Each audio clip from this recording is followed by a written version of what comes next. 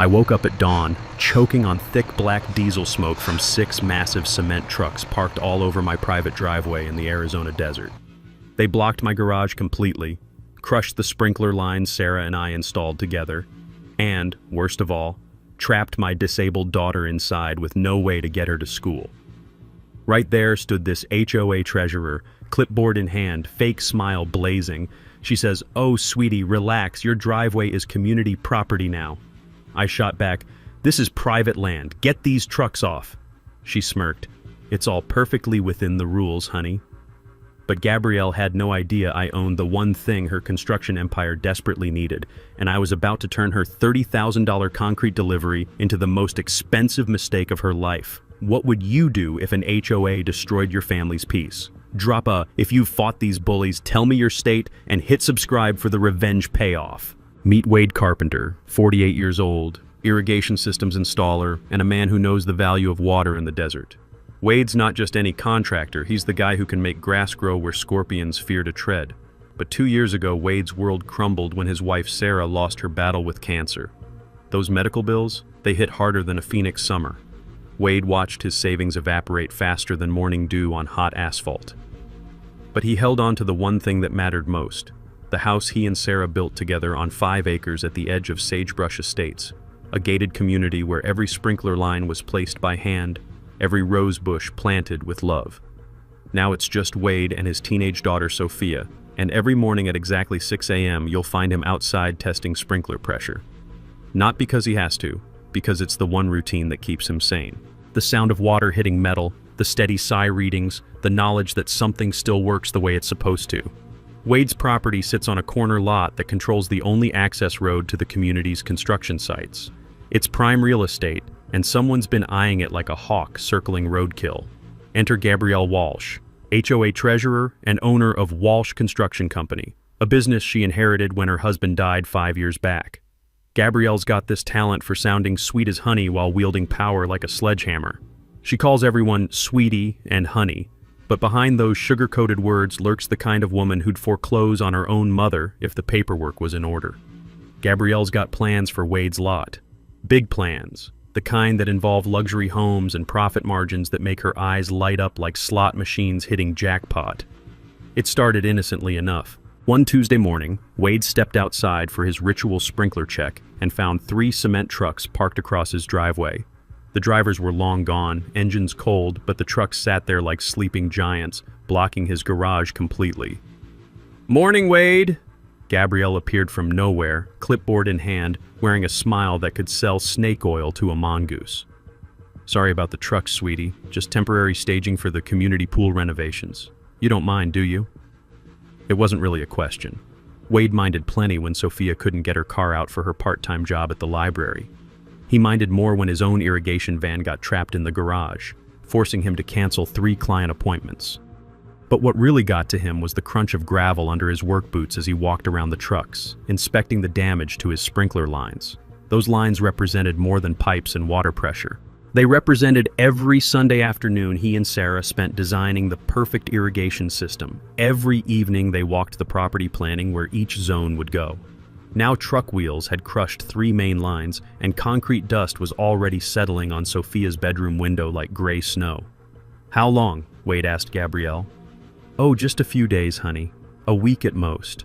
She adjusted her fake designer handbag, the kind that screams, "I'm struggling," while hiding a healthy bank account. "I'm sure you understand. Community improvement benefits everyone." Wade understood, all right.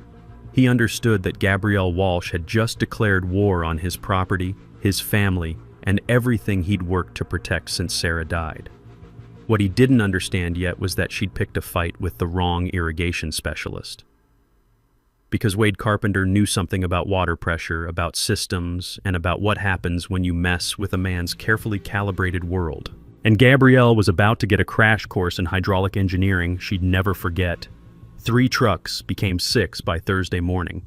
Wade counted them while sipping his coffee, watching the sun rise over what used to be his peaceful driveway. The hydraulic hiss of air brakes at 5 a.m. had become his new alarm clock, and the diesel exhaust was giving him headaches that lasted until noon. Sophia couldn't get to her car. Her Honda Civic was trapped behind a wall of construction equipment like a toy in a giant's toolbox. She missed 2 shifts at the library, and her supervisor wasn't happy about teenage employees who couldn't manage their schedules. "Dad, this is ridiculous," Sophia said over breakfast, gesturing toward the window where truck bumpers gleamed in the morning light. "My car's been hostage for 3 days. Wade's irrigation van was trapped too, sitting in the garage like a caged animal. He'd lost 6 client appointments already, and in the irrigation business, spring was money season. Every day of Arizona's brief growing period was precious, and Gabrielle Walsh was stealing his livelihood 1 truck at a time. But the real damage wasn't financial. Wade discovered it during his morning pressure check, kneeling in the dirt beside his main irrigation line. The truck tires had crushed the PVC like stepping on drinking straws, and water was bubbling up through the desert soil like tiny geysers. Irrigation systems are like the human circulatory system. Damage one major artery, and everything downstream suffers. Wade had learned that lesson installing systems across the Southwest, but he'd never expected to see his own handiwork destroyed by some HOA power trip. He found Gabrielle at her construction trailer, parked conveniently in the community's main lot. She was on the phone laughing about something, and didn't notice Wade approaching until he cleared his throat. "Gabrielle, we need to talk." She looked up with that practiced smile, the one that probably worked wonders at HOA board meetings. "Wade, honey, what can I do for you?" "The trucks need to move. Today. My daughter can't get to work, I can't reach my clients, and your equipment is destroying my irrigation system." "Oh, sweetie." Gabrielle's voice dripped with fake sympathy. "I understand your frustration, I really do. But this is for the community good. We're improving property values for everyone. There's an empty lot 2 streets over, perfect for staging. That lot isn't suitable for heavy equipment." She turned back to her paperwork, dismissing him. "Wade, honey, this is temporary. Don't be difficult." The word difficult hit Wade like a slap. Sarah used to say he was the most accommodating man she'd ever met, sometimes to a fault, but apparently, wanting to access your own garage made you difficult in Gabrielle's world. That evening, Wade did some research. He pulled permits from the county website, checked construction schedules, and made some calls to buddies in the industry. What he discovered made his blood pressure spike like a broken irrigation valve. The trucks weren't just for pool renovation. Half of them carried commercial rental stickers from 3 different companies. Gabrielle wasn't just using his property as a staging area. She was running a truck rental business from his driveway, charging other contractors for convenient equipment storage. The woman calling him difficult was making money off his misery. Wade shared his discovery with Sophia over dinner, showing her the rental company logos he'd photographed that morning. "Your school project on property rights just got more interesting." Sophia grinned, pulling out her phone. "Want me to document everything? Truck numbers, times, companies?" That's my girl. But Wade's satisfaction was short-lived. Friday morning brought a new surprise: concrete dust coating his truck's windshield like powdered sugar.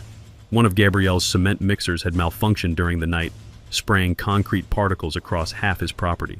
The dust wasn't just messy, it was alkaline, the kind that kills vegetation on contact. Wade watched his carefully maintained desert landscaping start to wither. Plants he and Sarah had chosen together beginning to curl and brown like autumn leaves in July. He found Gabrielle supervising a crew near the community pool, shouting orders with the confidence of someone who'd never had her own property invaded. "The concrete dust is killing my plants." "Oh, that," Gabrielle waved her hand like she was swatting flies. "Just rinse them off, honey. A little water won't hurt anything." Wade bit back his response. In Gabrielle's world, apparently, everything could be fixed with a little water, except the irrigation system her trucks had destroyed, which needed a lot more than water to function again. As Wade walked home, boots crunching on concrete-dusted gravel, he realized Gabrielle Walsh had made a crucial mistake. She'd assumed he was just another pushover homeowner who'd caved to HOA pressure. She was about to learn that irrigation specialists understand pressure better than most people, and Wade was just getting started building his own. By Monday, Gabrielle had escalated to psychological warfare. 5 a.m. concrete deliveries became the new normal, with backup beepers piercing the pre-dawn silence like electronic roosters from hell. Wade's coffee now tasted like concrete dust, and his morning sprinkler checks revealed fresh damage daily. The neighborhood was turning against him. Mrs. Cecilia from 2 houses down complained about the early morning noise. Mr. Rodriguez across the street mentioned property disputes affecting home values. None of them blamed Gabrielle. She'd positioned herself as the community improver, while Wade became the difficult neighbor who couldn't cooperate. "It's like middle school all over again," Sophia observed, watching Wade install security cameras around the property. "The mean girl convinces everyone you're the problem." The cameras were Wade's idea, borrowed from his contractor network. If Gabrielle wanted to play games with his property, he'd document every move. Professional-grade equipment, night vision capability, and audio recording, the whole setup cost him $800 he couldn't afford. But ignorance was proving far more expensive. The footage revealed Gabrielle's operation in stunning detail. Trucks arrived at dawn, crews unloaded equipment onto his property without permission, and by noon, Wade's driveway looked like a construction equipment auction. But the real discovery came Thursday morning when he reviewed Wednesday's recordings. The trucks weren't just parking, they were rotating. Companies paid Gabrielle for overnight storage, then moved equipment to job sites across Phoenix. Her innocent pool renovation was actually a commercial equipment rental operation generating thousands of dollars monthly. Wade knew commercial operations in residential areas violated county zoning codes. He'd pulled enough permits to understand the rules. Residential properties couldn't host business activities without proper licensing, insurance, and neighbor notification. Gabrielle had none of these. Translation: she was breaking the law on his property, and every day of operation added to her violation count. Wade called the county zoning office, expecting bureaucratic sympathy. Instead, he got transferred 3 times before reaching someone who cared more about lunch than property rights. "Is this an emergency?" the clerk asked. "Illegal commercial operation on residential property. File a complaint online. Processing time is 6 to 8 weeks. 6 weeks. By then, Gabrielle could destroy his entire landscape and turn his property into a construction gravel pit. Meanwhile, Sophia was documenting everything for her school project on property rights, turning her father's nightmare into a teaching moment. She photographed truck schedules, recorded license plates, and even interviewed neighbors about property boundaries. Her research uncovered something Wade hadn't noticed: the equipment rotation schedule. "Dad, look at this." Sophia spread printouts across the kitchen table. "The trucks aren't random. She's got specific time slots for different companies. Acme Concrete gets Monday through Wednesday mornings. Desert Sky Construction takes Wednesday afternoons through Friday. Rodriguez Brothers get weekends." Wade studied his daughter's documentation. Gabrielle wasn't just renting space. She was running a sophisticated scheduling operation that maximized revenue per square foot of his property. The woman was a criminal mastermind disguised as a suburban HOA treasurer. But the real gut punch came Friday afternoon. Wade returned from a client meeting to find an asphalt crew spreading hot tar across his front yard, not near his property, on his property, creating what Gabrielle would later call a community access road. The smell of hot asphalt mixed with desert heat created a toxic cloud that made Wade's eyes water. The crew was paving over Sarah's memorial garden, the small corner where Wade had planted her favorite roses after the funeral. 2 years of careful cultivation, destroyed in an afternoon for Gabrielle's fake road project. Wade confronted the crew foreman, a sunburned man who looked like he'd rather be anywhere else. "Who authorized this?" "Lady with the clipboard. Said it was approved by the HOA. "This is private property." The foreman shrugged. "Take it up with management, buddy. I just lay asphalt." Wade found Gabrielle at her trailer, reviewing invoices with the satisfaction of someone counting money. Her smile faltered when she saw his expression. "The memorial garden," Wade said quietly. "You paved over my wife's roses." "Oh, honey, I'm sorry about that, but progress requires sacrifice. Your property value will increase dramatically with proper access roads." Property value.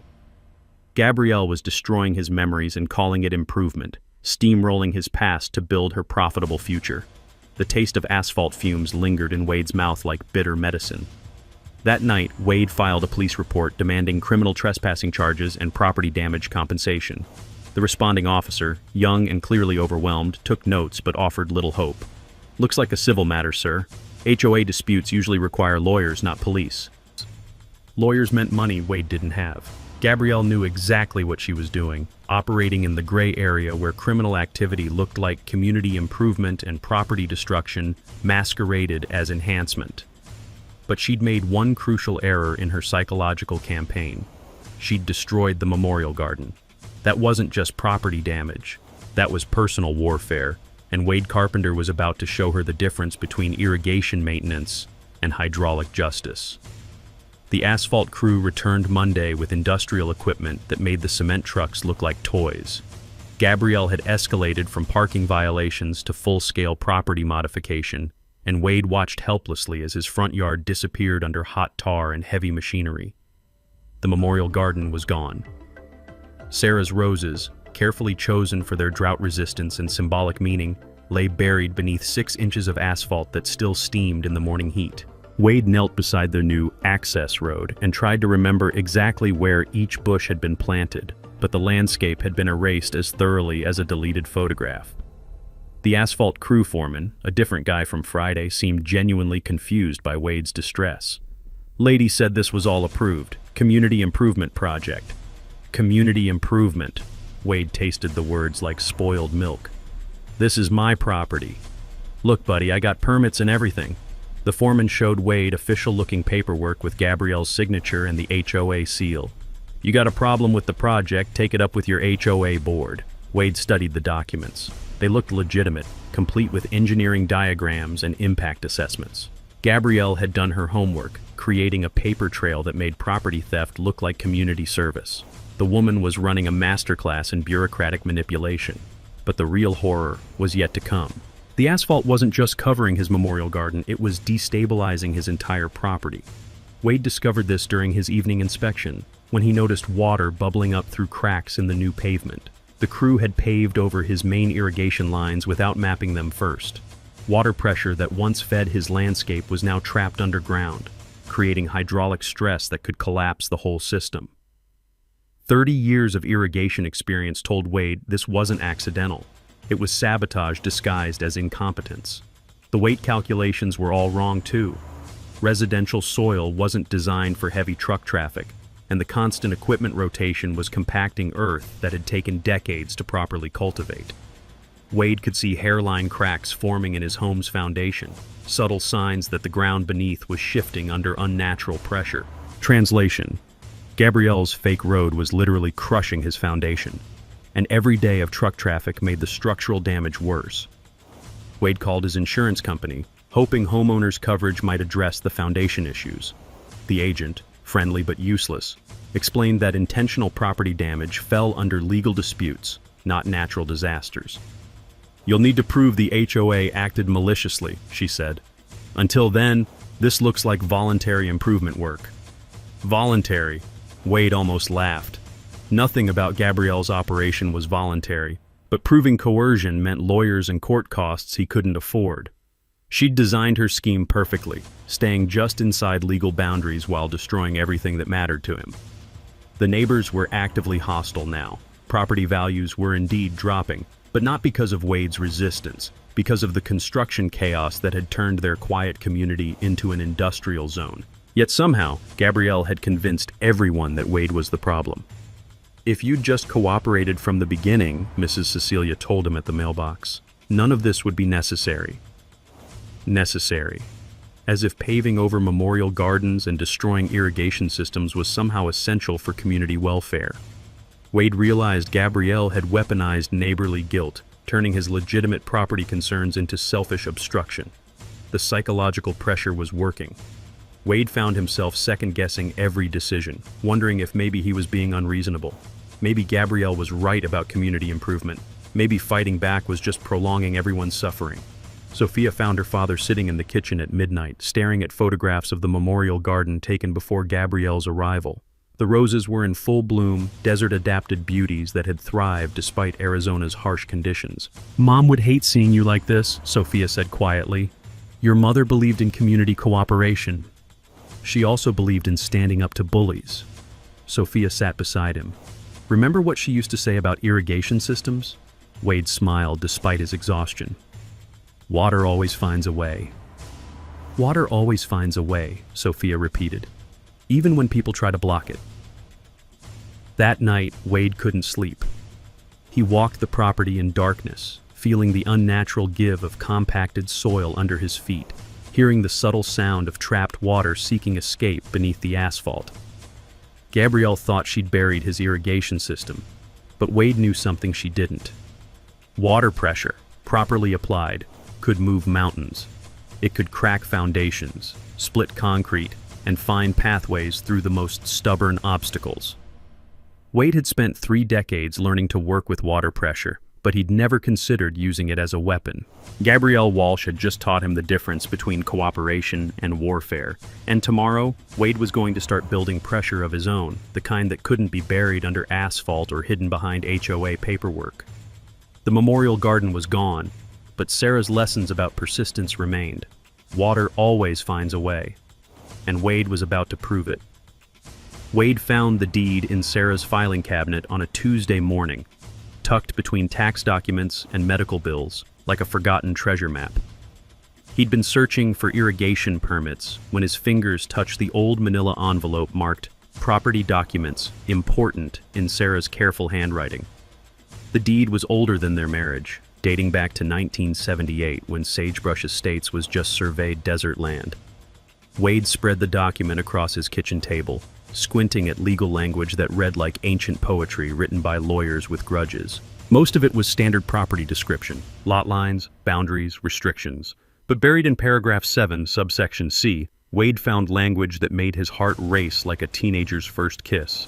Property owner retains exclusive gate rights to community access road, including authority to restrict vehicular traffic during specified hours or conditions deemed necessary for property protection.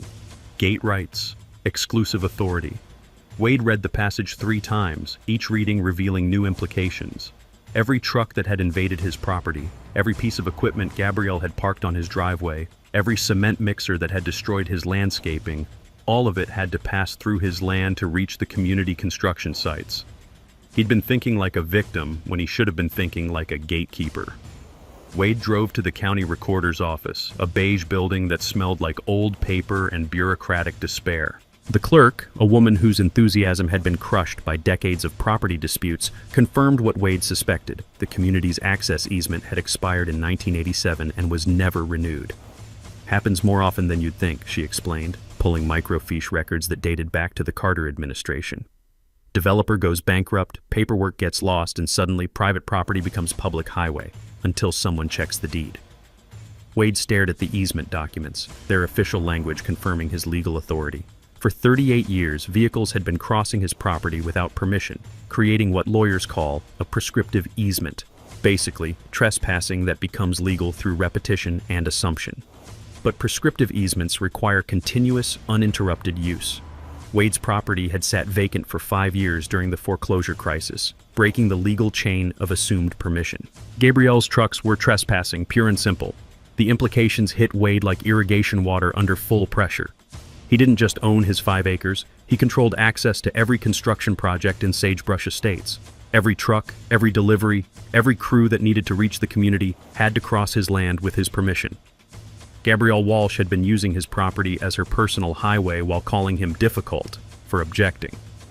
But the woman who thought she could steamroll a widowed irrigation contractor had just picked a fight with the legal owner of her company's only access route. Wade called his neighbor Jim, a retired police officer who understood property law better than most lawyers. Jim arrived within an hour, reviewed the documents, and started laughing like a man who'd just watched karma come home to roost. "Wade, this is beautiful. Absolutely beautiful. That woman's been running trucks across your land without legal authority, and you've got every right to shut her down." Legally? Completely. Property owners control access to their land. Period. She wants to use your road. She needs your written permission. No permission, no access. The power shift was dizzying. For weeks, Wade had felt helpless against Gabrielle's bureaucratic bullying, watching his property get destroyed while she hid behind HOA authority. But authority meant nothing without access, and access belonged to Wade. He owned the choke point. Every truck Gabrielle needed for her business empire had to pass through his gate or find another route, which didn't exist. Sagebrush Estates was bordered by protected desert on 3 sides, making Wade's property the only practical access point. Translation: without Wade's cooperation, Gabrielle's construction business was dead in the water. Water always finds a way, Sarah used to say.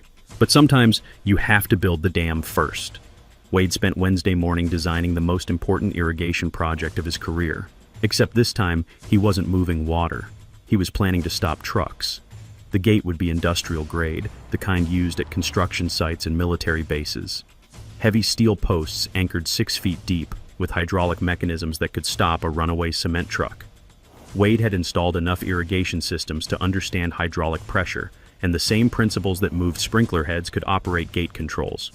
He drove to Phoenix Industrial Supply, where his contractor's license got him access to equipment that would make Gabrielle's trucks look like toys. The gate system cost $8,500. Money Wade didn't really have, but couldn't afford not to spend.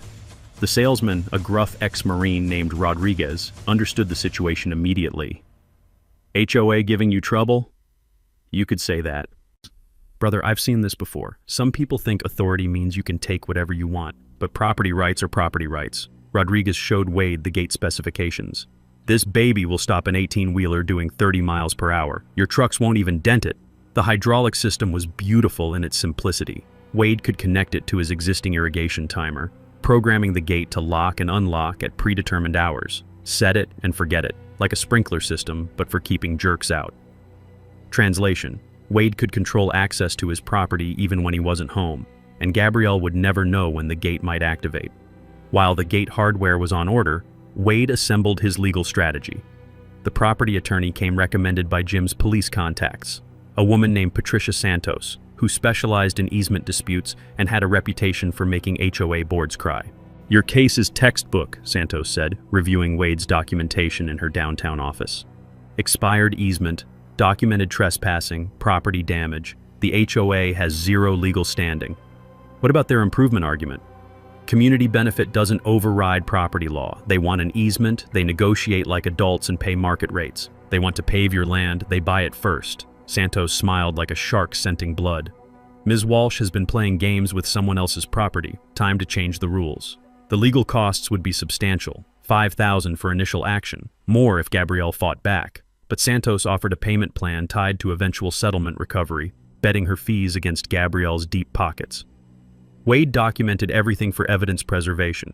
3 weeks of security footage showing truck patterns and timing. Photographs of property damage with professional estimates for landscape restoration. Financial records proving lost income from blocked business access. Sophia helped with the technical aspects, creating digital catalogs that organized evidence by date, time, and violation type. Her school project had evolved into a comprehensive legal brief that made Wade proud of his daughter's analytical skills. "Dad, look at this pattern." Sophia showed him her latest analysis. Gabrielle schedules the biggest deliveries for Friday afternoons when most people are at work. She's timing the disruption to minimize witnesses. Wade studied the scheduling data. Gabrielle was sophisticated, avoiding peak traffic hours and neighborhood watch periods. But her pattern revealed the perfect timing for Wade's counterstrike, Friday's major concrete pour for the community pool complex. The county fire inspector, another contact through Jim's network, agreed to conduct a routine inspection of emergency access compliance. Fire codes required clear egress routes for emergency vehicles, and Gabrielle's truck parking created dangerous bottlenecks. "Officially, I can't coordinate timing with your gate installation," the inspector explained with careful neutrality. "But unofficially, I'll be conducting inspections all week, and if I happen to find violations during a major concrete delivery, well, that's just coincidence." Wade's irrigation expertise proved invaluable for gate timing calculations. Concrete has a working window of 90 minutes before initial set, after which any delays become expensive disasters. Gabrielle's Friday pour was scheduled to start at noon, with 6 cement trucks delivering in sequence. If the gate locked at 2 p.m., the trucks would be trapped with wet concrete beginning to harden in their drums. Every minute of delay would cost Gabrielle money, and after 30 minutes, the concrete would be worthless, $15,000 down the drain. The timeline was precise as any irrigation schedule. Gate installation Thursday evening, testing Friday morning, activation during peak concrete delivery. Wade would give Gabrielle exactly what she'd given him, disruption disguised as legitimate property management. Jim helped with final preparations, positioning surveillance equipment to document everything. The retired cop understood evidence preservation better than most lawyers, and he wanted ironclad documentation of Gabrielle's reaction. "She's going to lose her mind," Jim predicted, "and when she does, we'll have it on film." Wade tested the hydraulic system one final time, watching massive steel gates swing closed with mechanical precision. The sound was satisfying, like justice moving into position. Tomorrow, Gabrielle Walsh would learn that property rights weren't suggestions, and Wade Carpenter wasn't as helpless as she'd assumed. "Water always finds a way," Sarah used to say. "Sometimes it just needs the right pressure to break through." Thursday morning arrived with Gabrielle's fake smile and a manila envelope full of HOA violations. She found Wade testing his new gate system, watching massive steel panels swing closed with hydraulic precision that would have made Sarah proud. "Wade, honey, we need to talk." Gabrielle's voice carried the kind of sweetness that usually preceded legal threats. "I've received several complaints about your unsightly gate installation." Wade looked up from his hydraulic controls, wrench still in hand. The gate stood 8 feet tall and institutional strong, designed to stop vehicles that didn't belong on his property. After weeks of watching Gabrielle's trucks destroy his landscape, the sight of solid steel barriers felt like Christmas morning. "Complaints from who?" "The Architectural Review Committee.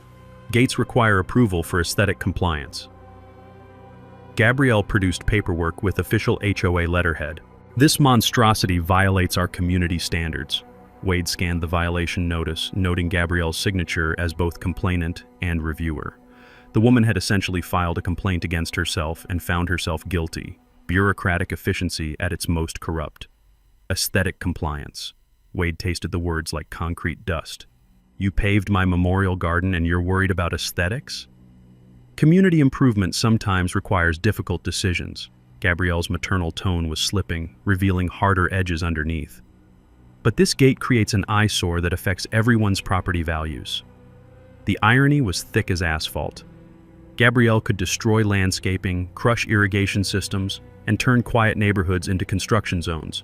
But Wade's property protection constituted an eyesore requiring immediate removal. "I've got 72 hours to comply or face daily fines," Wade said, reading the violation notice. $500 per day. "I'm sorry it's come to this, honey. If you just cooperated from the beginning, none of this would be necessary." Necessary. Gabrielle's favorite word for justifying property theft and landscape destruction. Wade folded the violation notice carefully, his contractor's mind already calculating the timeline implications. 72 hours. That gave him until Sunday midnight to remove the gate, which meant Friday's concrete delivery would proceed as planned. Gabrielle thought she'd neutralized his defense system with bureaucratic pressure, forcing him to choose between legal compliance and property protection. She'd miscalculated again. "I'll need time to consider my options," Wade said carefully. "Of course, sweetie. Take all the time you need." Gabrielle's smile returned, victorious and condescending. "I'm sure you'll make the right choice for the community." That afternoon, Wade met with Patricia Santos to discuss his legal options. The attorney reviewed the violation notice with professional skepticism, noting several procedural irregularities that made Gabrielle's case questionable. "The Architectural Review Committee requires 3 members for valid decisions," Santos explained. "This shows only one signature, hers. The violation is procedurally invalid." "What does that mean practically?" "You can ignore it and force them to file proper paperwork, which takes weeks. Or you can request a hearing and drag the process out for months." Santos smiled like someone holding 4 aces. "Either way, your gate stays operational until the bureaucracy catches up." Wade's relief was short-lived when he discovered Gabrielle's backup plan. She'd scheduled the biggest concrete delivery yet for Friday. 8 cement trucks carrying 36 yards of premium concrete for the community pool complex. The operation would take 6 hours and generate enough traffic to destroy what remained of his landscaping. But there was a darker edge to Gabrielle's escalation. Wade learned this from Sophia, who'd been documenting neighborhood conversations for her school project on community dynamics. "She's telling people you're mentally unstable," Sophia reported over dinner. "Says grief from mom's death has made you paranoid and dangerous." Wade felt the accusation hit deeper than property destruction. Gabrielle was weaponizing his loss, turning Sarah's death into ammunition for psychological warfare. The woman who'd paved over memorial roses was now using grief itself as a weapon. Mrs. Henderson asked if I felt safe living with you, Sophia continued. I told her you were the most stable person I knew, but she seemed worried. The smear campaign was working. Wade noticed neighbors crossing the street to avoid him, conversations stopping when he appeared. Gabrielle had convinced them that property protection equaled mental illness, that standing up to HOA abuse proved psychological instability. Friday morning, Wade conducted final gate testing while pretending to consider Gabrielle's demands. The hydraulic system responded perfectly, massive panels swinging closed in 12 seconds flat. Anyone caught on the wrong side would be trapped until Wade decided to grant access. He spotted Gabrielle watching from her construction trailer, probably wondering if bureaucratic pressure had broken his resolve. Her confident posture suggested she believed the game was won, that Wade would remove the gate rather than face daily fines. She was about to learn the difference between irrigation maintenance and hydraulic warfare. Wade had spent 30 years working with water pressure, understanding how systems respond when flow gets restricted. Tomorrow, Gabrielle would discover what happens when pressure builds beyond safe limits. The gate was ready, the concrete trucks were scheduled, and Wade Carpenter was done being the community's favorite victim. Water always finds a way, Sarah used to say. Sometimes it just needs to build enough pressure first. Friday morning brought the sound of diesel engines and the smell of fresh concrete mixing with desert heat. Gabrielle had arrived at dawn, supervising the arrival of 8 cement trucks like a general positioning artillery. The pool complex pour was her biggest project yet, and success would cement her reputation as the community's indispensable improvement coordinator. Wade watched from his kitchen window as trucks queued along the access road, their rotating drums catching morning sunlight like mechanical prayer wheels. Each truck carried 4.5 yards of concrete worth approximately $2,000, $36,000 of material that would become worthless if delayed too long. Concrete chemistry is unforgiving.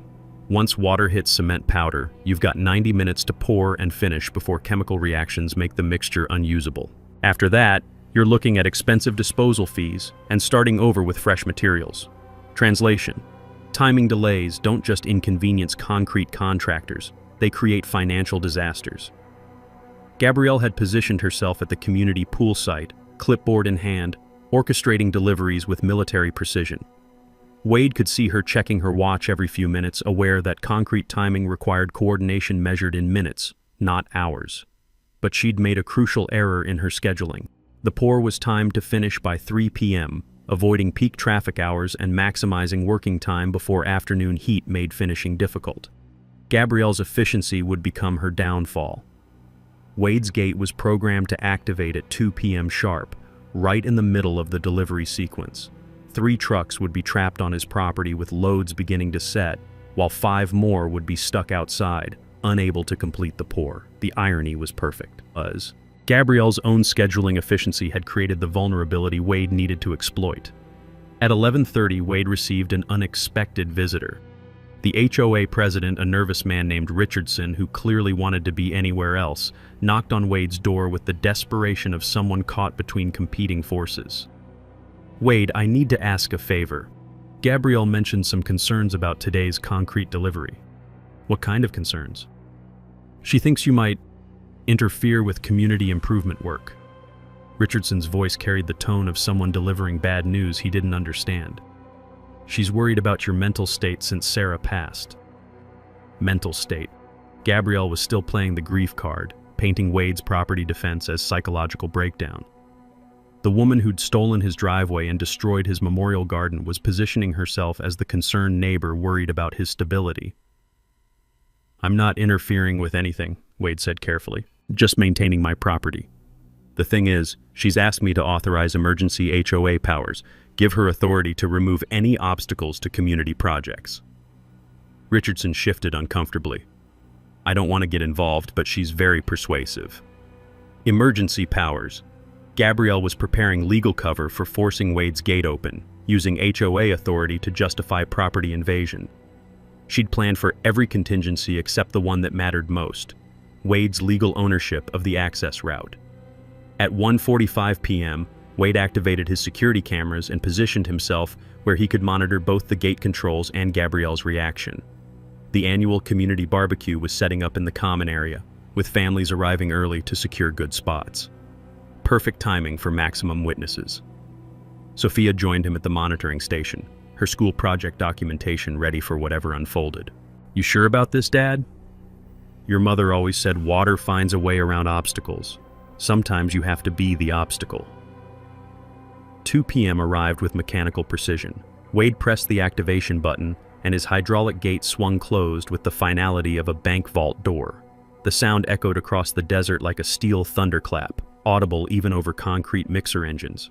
The first truck to hit the closed gate was a driver named Martinez, who'd been making concrete deliveries for 15 years without encountering property disputes. He sat in his cab, staring at 8 feet of steel blocking his exit route, while 4.5 yards of concrete continued mixing behind him. "Gate's locked," Martinez radioed to his dispatcher. "Can't get out."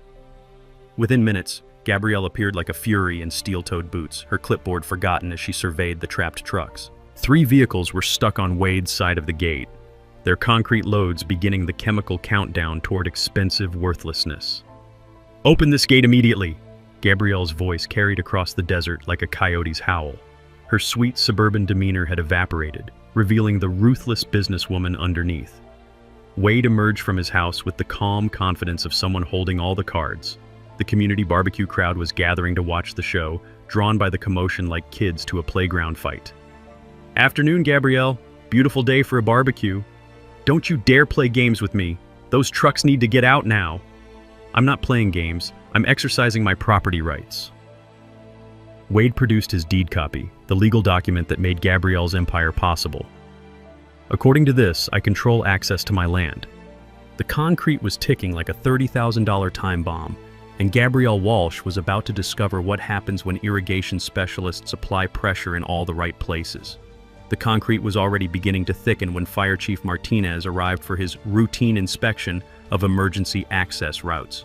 Wade watched the chief's pickup truck navigate around the trapped cement mixers, his practiced eye assessing the situation with professional detachment. 200 residents had gathered for the annual barbecue, but the real entertainment was happening at Wade's gate. 3 concrete trucks sat trapped like steel elephants, their drivers radioing frantically while mixer drums churned loads that grew more expensive with each passing minute. Gabrielle stood at the gate like a general facing mutiny, her clipboard now a weapon she wielded against the steel barriers. "This is illegal imprisonment. You can't trap commercial vehicles." Wade remained calm, holding his property deed like an ace in a poker game. The crowd was growing, drawn by the spectacle of HOA authority meeting immovable hydraulic resistance. Phones emerged to record the confrontation, creating the kind of viral moment that would haunt Gabrielle's reputation for years. "Ma'am, these vehicles are on my property without permission," Wade said, loud enough for everyone to hear. "That's called trespassing." "Permission? You don't need permission for community improvement." Gabrielle's voice cracked with desperation. 3 concrete loads worth $15,000 were hardening, while she argued property law with a man who'd read the actual documents. Fire Chief Martinez approached with the authority of someone who'd seen enough property disputes to fill a small library. "Folks, I need to conduct my inspection. Can someone explain why emergency vehicles can't access the community?" "This man has illegally blocked community access." Gabrielle pointed at Wade like she was identifying a criminal.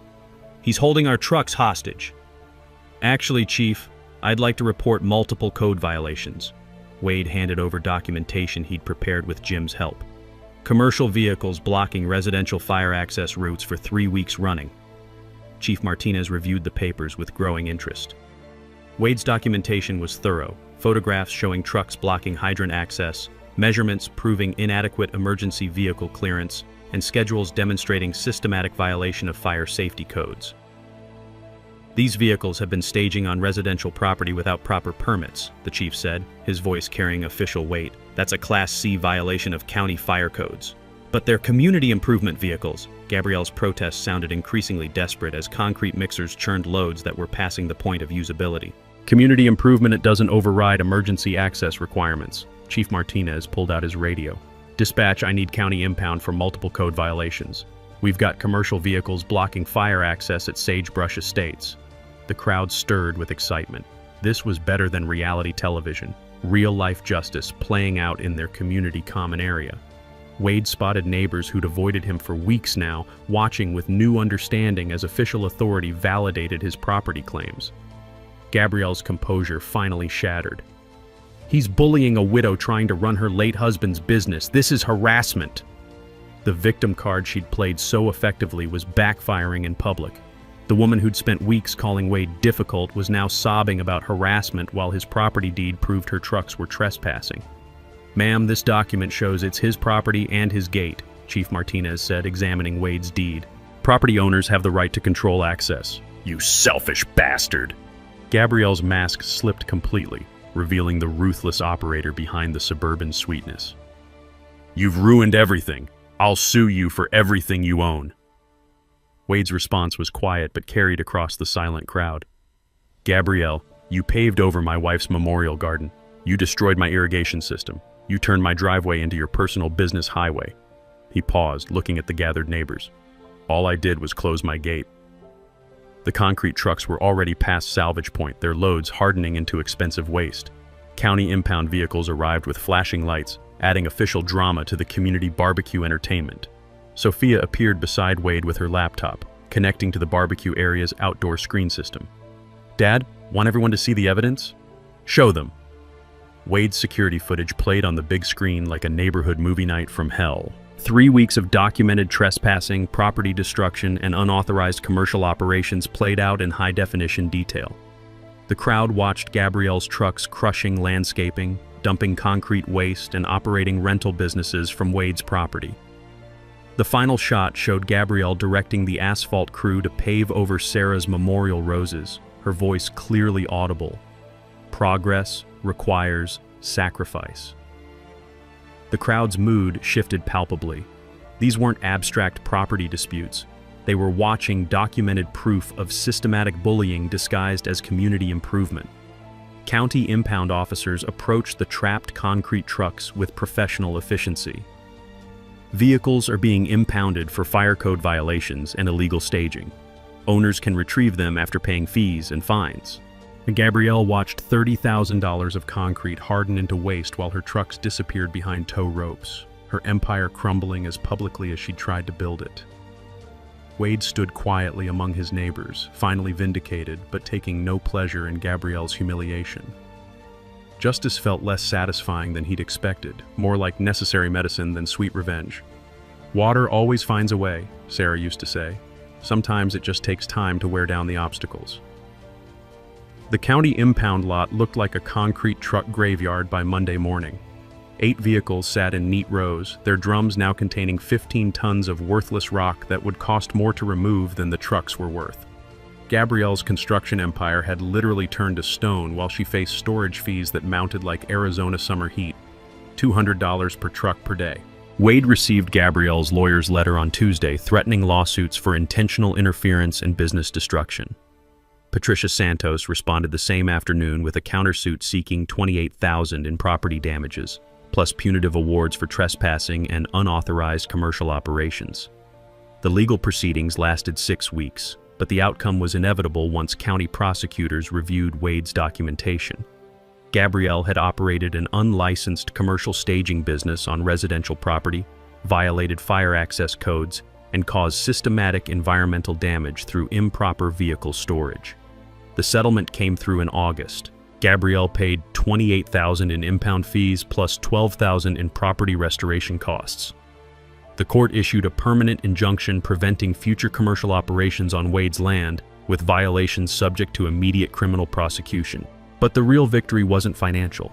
The HOA board held emergency elections after Gabrielle's resignation, installing new leadership that actually read property documents before approving improvements. The Architectural Review Committee expanded to include 3 members, preventing future single-person autocracy. Wade used the settlement money to restore his memorial garden, hiring a landscape designer who specialized in desert drought-resistant plants. Sarah's roses returned in autumn, joined by new varieties chosen for their symbolic meaning, resilience, renewal, and remembrance. Sophia's school project earned statewide recognition for its documentation of property rights and community governance. Her teacher submitted the work to a national civics competition, where it won second place and a scholarship for legal studies. Wade couldn't have been prouder watching his daughter explain constitutional property protections to a panel of judges. The community healing took longer than landscape restoration. Trust required time to rebuild. Relationships needed careful tending like irrigation systems after winter freeze damage. But gradually, neighbors began stopping by to ask Wade's advice on property issues, recognizing his expertise in areas beyond sprinkler repair. Mrs. Cecilia apologized personally, admitting she'd been swept up in Gabrielle's narrative without checking facts. Mr. Rodriguez helped Wade install new sprinkler zones, learning irrigation principles while rebuilding neighborly connections. The annual barbecue became a celebration of community cooperation rather than conflict.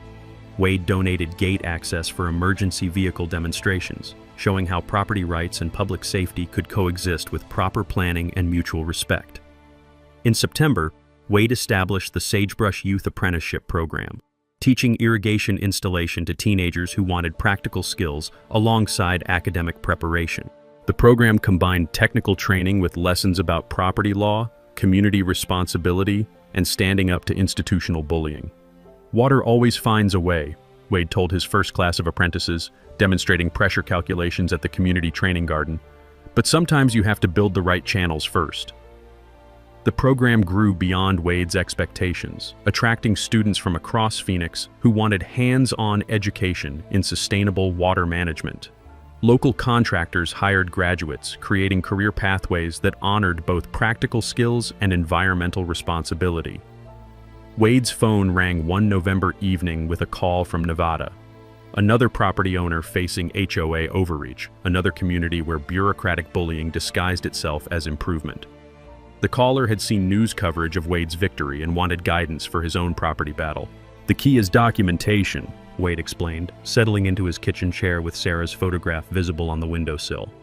"Know your legal rights, document every violation, and don't let them convince you that standing up for yourself makes you the problem." The calls kept coming. Wade became an unofficial consultant for property rights disputes, helping homeowners understand easement laws, irrigation codes, and the difference between legitimate authority and bureaucratic intimidation. Sarah would have loved seeing him help others navigate system failures, using his technical expertise to protect families from institutional abuse. Property rights weren't just legal concepts. They represented security, stability, and the basic human need for space that couldn't be invaded by people with clipboards and fake smiles. Thanks for hanging out with us on HOA Stories, where the HOA Karens meet their match. If this story had you cheering or cringing, go ahead and like the video, drop a comment with your reaction, and hit subscribe so you're ready for the next wild HOA tale.